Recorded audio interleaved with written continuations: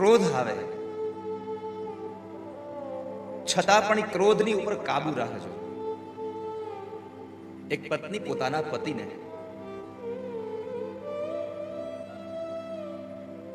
પતિ કઈ કામ કરે, કશું વેલા મોડું થાય આવવાનું, અરે આવવાનું વેલા મોડું છોડો, ખાલી ફોન ઉપાડવાનું મોડું થયું હોય ને તોય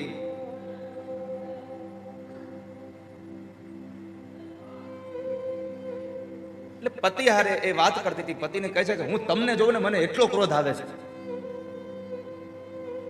મારી અંદર એક આગ લાગી જાય છે. પતિ કહે થોડીક વાર ખમ, હું હમણાં આવ્યો. પતિ બહાર ગયો અને એ બહાર જઈને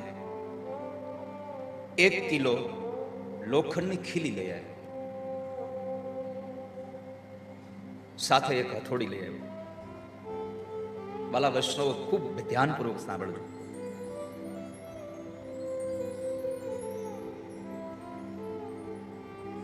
પોતાની પત્નીના હાથમાં આ 1 કિલો ખીલી અને એક હથોડી આપી અને કહ્યું કે લે, તને જ્યારે મારા ઉપર ક્રોધ આવે ને ત્યારે તારે આમાંથી થોડી ખીલી લઈ અને આપણા મકાનની પાછળ આપણી જે દિવાલ છે ને એ દિવાલ પાસે જતું રહેવાનું અને મારા માથામાં જેમ ખીલી મારે છે એમ ખીલી તારે દિવાલમાં મારવાની.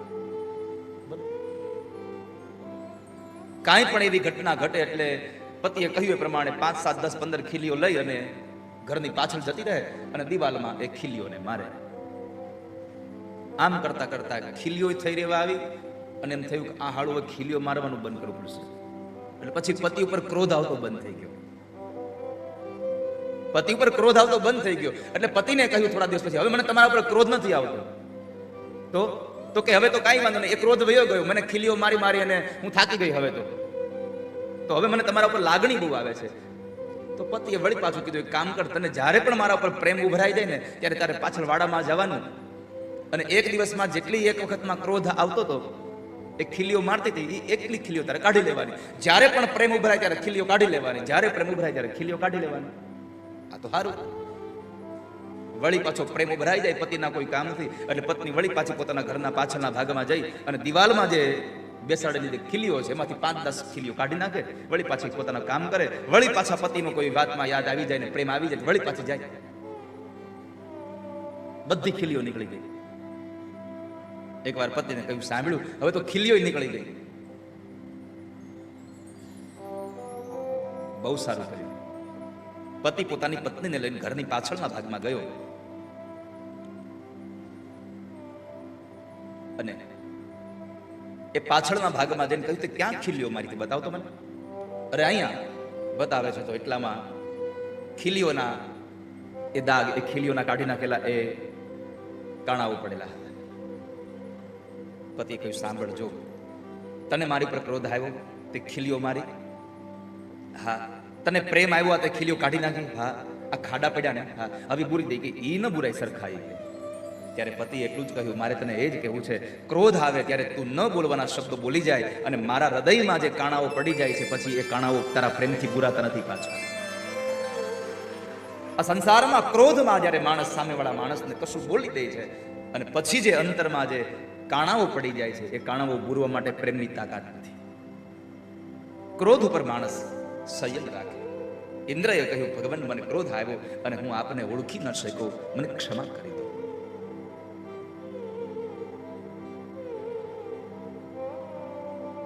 મને માફ કરી દો. તમારી કૃપાને લઈ મને પદ મળ્યું, મને પ્રતિષ્ઠા મળી. ભગવાને બહુ સુંદર ભાવ કહ્યો, ઇન્દ્ર, મારી કૃપા થાય તો પદ અને પ્રતિષ્ઠા મળે એટલું જ નહીં, મારી કઠોર કૃપા થાય તો પદ અને પ્રતિષ્ઠા વયું પણ જાય. ભગવાન બે રીતે કૃપા કરે, એક કઠોર કૃપા અને એક પ્રેમ કૃપા. પ્રેમ કૃપામાં તમને સંપત્તિ, સંતતિ બધું આપે અને કઠોર કૃપામાં તમારી પાસે જે કઈ છે એ લઈ લે છે. તમને શું ગમે આમાં? ભગવાનની કઠોર કૃપા કે પ્રેમ? ભગવાનની પ્રેમ કૃપા તમને કોઈને ગમતી હોય હાથ ઊંચો કરો. જેને ભગવાનની પ્રેમ કૃપા કહે છે. ભગવાન આપણને બધું આપ્યા કરે છે. ભગવાન આપણી પાસેથી લઈ લે એવી કઠોર કૃપા પણ ગમે છે. અમુકને પ્રેમ કૃપાય નથી ગમતી, કઠોરે નથી ગમતી. તમને ગમે છે કઈ? આપણે નથી પેલા આપણે થોડા મોટા છોકરા રમતા હોય, પછી નાનો છોકરો એને રમવા આવે એટલે શું કે આને આપણે યાર આમ નહીં રમાડીએ, આને દહીં દૂધમાં રાખીએ. નો દહીંમાં હોય ન દૂધમાં હોય, એને છાશય ન કહેવાય, એવી અવસ્થામાં હોય. એમાં અહીંયા ઘણા એવી અવસ્થામાં છે, નહીં દહીંમાં નહીં દૂધમાં.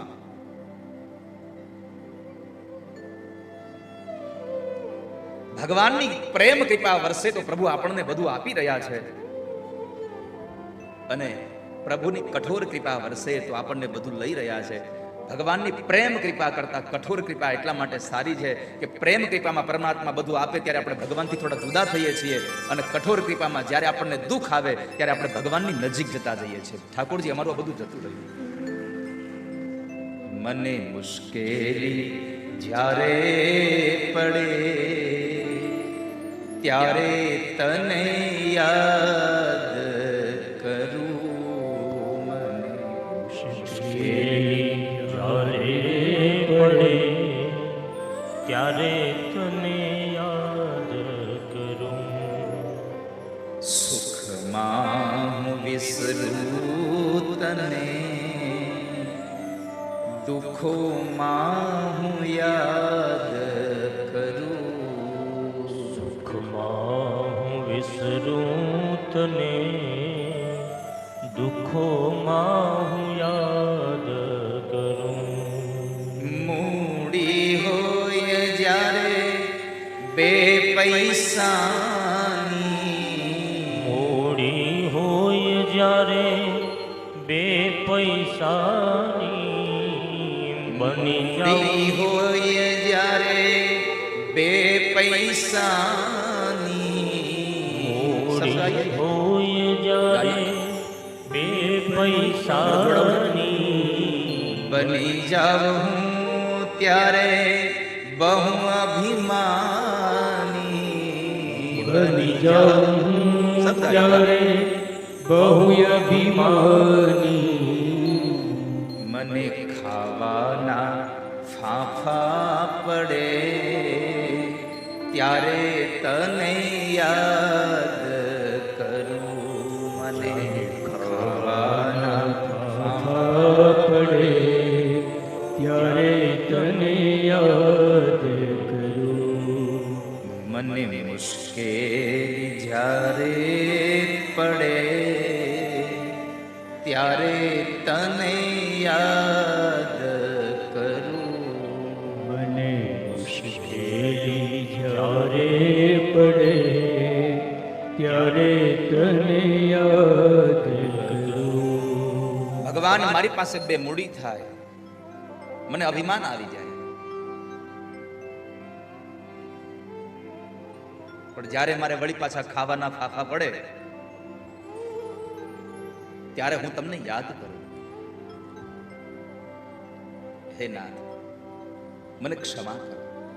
ભગવાને અંતે ઇન્દ્રને એકમાત્ર સંદેશો આપ્યો કે ઇન્દ્ર, કોઈ પણ પ્રકારની સત્તા મળે તો સત્તાનો સદુપયોગ કરાય, એનો દુરુપયોગ ન કરાય.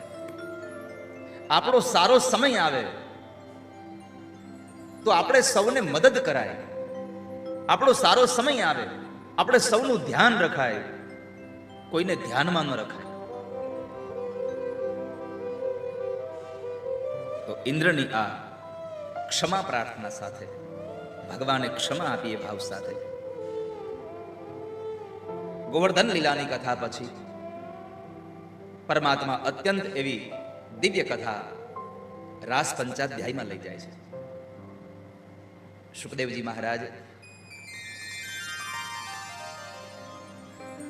રાજા પરીક્ષિતને એટલો સુંદર ભાવ વર્ણવે. શ્રીમદ ભાગવત મહામૂલો ગ્રંથ છે. શ્રીમદ ભાગવત એ ભગવાનનું આખું શરીર છે. જેમ આપણું શરીર માથું છે, આ હાથ, આ પેટ, આ છાતી, આ પગ, એમ આ ભાગવત એ ભગવાનનું વાંગમય સ્વરૂપ છે. અને એમાં 12 સ્કંદ એ ભગવાનના અંગો છે, એમાં 10મો સ્કંદ એ ભગવાનનું હૃદય છે. હૃદયની કિંમત ત્યારે થાય. આ શરીરમાં જો હૃદય ન હોય તો શરીરની કિંમત ન થાય, પણ હૃદય હોય પણ હૃદયમાં પ્રાણ ન હોય તો હૃદયની કિંમત ન થાય. એમ ભાગવતમાં 10મો સ્કંદ એ ભગવાનનું હૃદય છે, અને હૃદયમાં પ્રાણરૂપી કોઈ કથા હોય તો એ રાસ પંચાધ્યાયી છે. 5 પ્રાણની કથા. અને એ 5 પ્રાણોની કથામાં રાસ પંચાધ્યાયમાં જ્યારે માં રાધાજીએ, ભગવતી રાધાએ ભગવાનને કહ્યું, ભગવાન હવે રાસ રમાડી દો ને. બહુ ઈચ્છા થઈ છે. ભગવાને કહ્યું, હા હવે તો મને પણ એમ થાય છે કે રાસ રમાડી દઉં છું. રાસનો અર્થ ખાલી ગોળ ઘૂમવું એવો નથી. રસનો સમૂહ એટલે રાસ.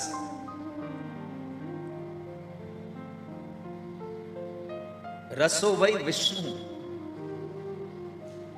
ભગવાનના રસની અંદર ભળી જવું એનું નામ છે રાસ.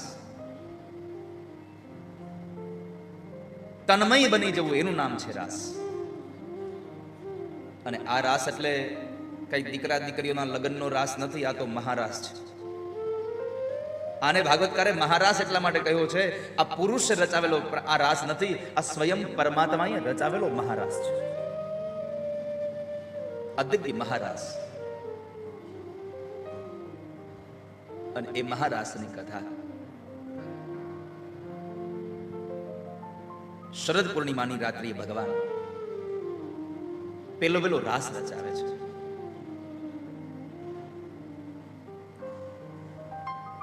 રાધિકાએ કહ્યું એટલે ભગવાન પણ તૈયાર થયા. ભાગવતમાં એક વાક્ય વાપર્યું છે કે ભગવાનને પણ રાસ રમવો છે તમારી સાથે, ભગવાનને પણ તમારી હારે રમવું છે, પણ જીવાત્મા જો રમવા માટે તૈયાર થાય તો ભગવાન તો તૈયાર જ છે. તમારે તૈયાર થવું પડશે.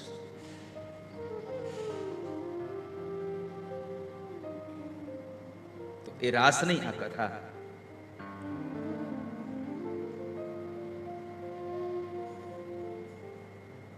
ભગવાન પીતા રાત્રિ શરદોત્ફુલ્લમલ્લિકા વિક્ષરન્તુમ મનશ્ચક્રે યોગમાયામુપાશ્રિતા. યોગ માયામ ઉપાશ્રિતા. માયા અને યોગ માયામાં બેમાં ફેર છે.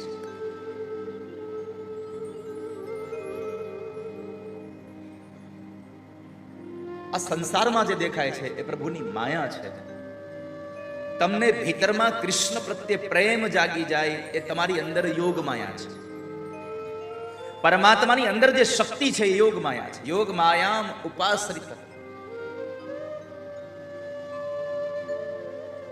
બહારથી ભગવાનને તમે રાજી કરવા કઈ કરો એ માયા છે, ભીતરથી રાજી કરવા કરો એ યોગ માયા છે.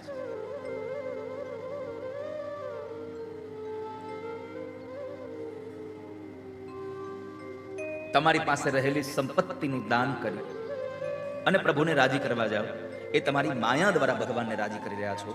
પણ નિષ્કામ ભાવે એક જગ્યાએ બેસીને ભગવાનનું અંતરના નાદ સાથે તમે જો રટણ કરો અને એ રટણ દ્વારા ભગવાન રાજી થાય તો એ યોગ માયા દ્વારા ભગવાન રાજી થયા છે. યોગ માયા ઉપાશ્રિત. જે ઋતુની અંદર જો અહીંયા ભગવાનને પણ રાસલીલા રમાડવાની ઈચ્છા શું કામ થઈ? તો કહે છે કે જે ઋતુમાં જે ફૂલ ખીલવા જોઈએ એના કરતા ઊંધી ઋતુમાં એ ફૂલ ખીલ્યા. એને જોઈને ભગવાન થયું કે હાલને હવે રમી જ લઉં.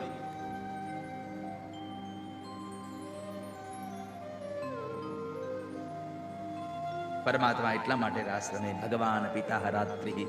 એક રાત્રિ નહીં, અનેક રાત્રિઓ સુધી ભગવાને આ લીલાઓ કરી છે. ભગવાન સ્વયં પોતે સોળે આમ શણગાર કરીને ભગવાન જંગલમાં વનમાં આવ્યા છે અને પરમાત્માએ પોતાની વેણુ નાદ કર્યો.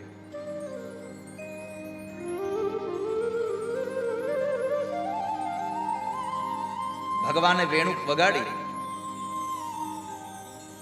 અને એ વેણુને લઈ અને ગોપીઓના કાન ચમક્યા. કૃષ્ણ અત્યારે બોલાવે છે.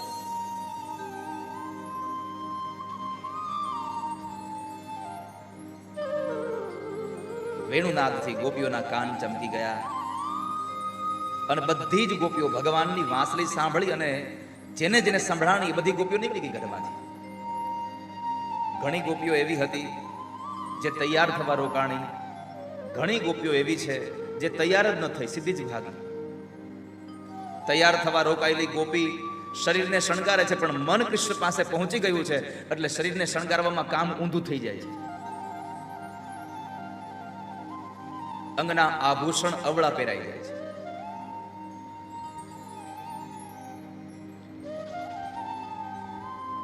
ઘણા ઘણા નથી ઉતાવળમાં કપડા પહેરીને નીકળી જાય.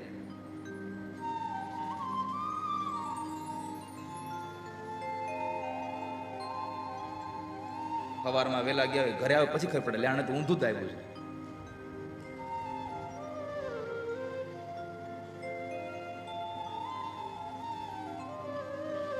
પણ જીવ ભગવાનમાં ચોંટ્યો હોય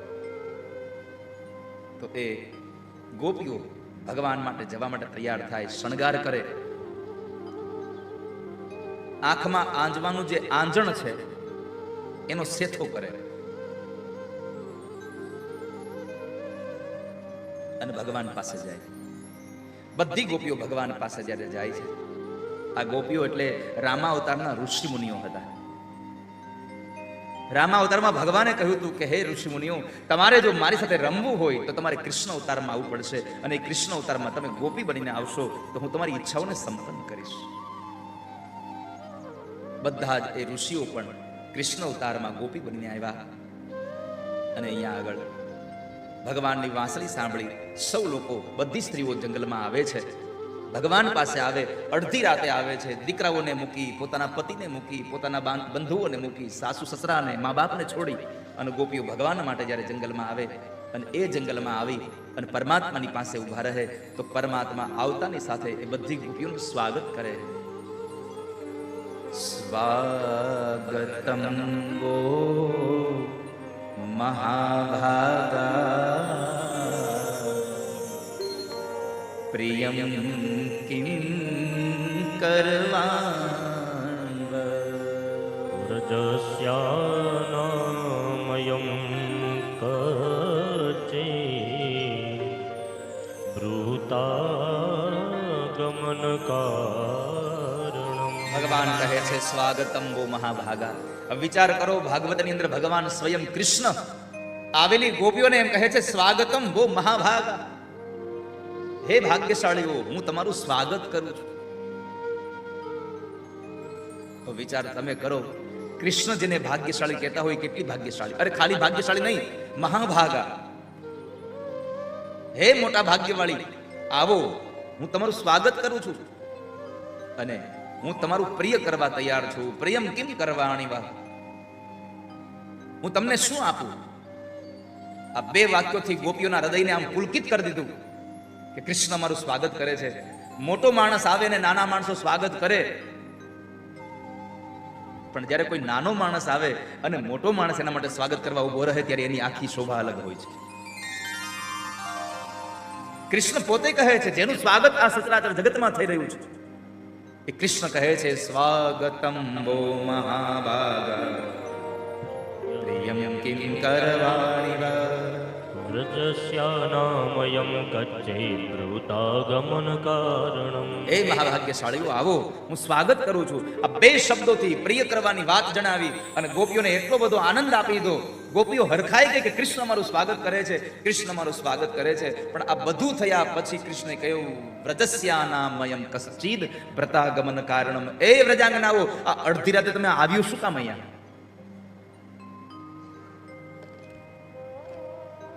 ગોપીઓના ઘરણ મરી ગયા હો. આ ક્યાંની રીત છે? દિલ અપના પ્રીત પરાઈ, કિસને ये રીત બનાઈ?